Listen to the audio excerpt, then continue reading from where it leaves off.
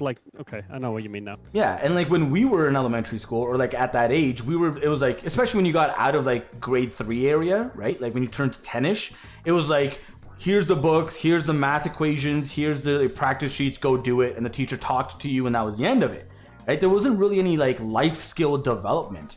There was no point at which they actually built time for you to learn how to interact with other human beings and become a functional member of society, you know?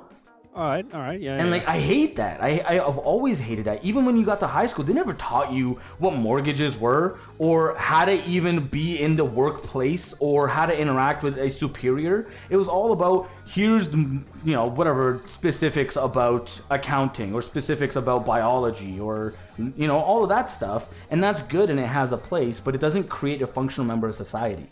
And so like for me, I like right from kindergarten, this is why I like kindergarten, they come in and they want to be there, number one. Number two, I began teaching them like super rudimentary skills like being comfortable with failure. Being wrong is part of growth and success.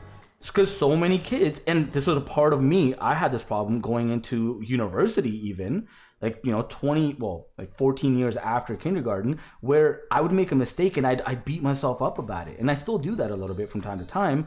But part of that is that nobody ever taught me it's okay to make mistakes.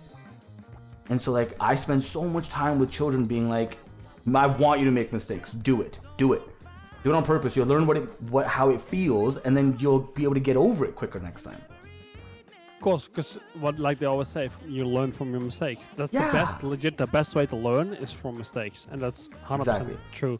And you notice that, like on your job as well. Like if you make a huge mistake and it costs money, you're never gonna forget that again, and you know what you've done wrong, and you will never do it again. You know, you learn from your mistakes. That's just how it is. And 100%. I've experienced it myself as well. I think everyone has done man. that at some point when they started working.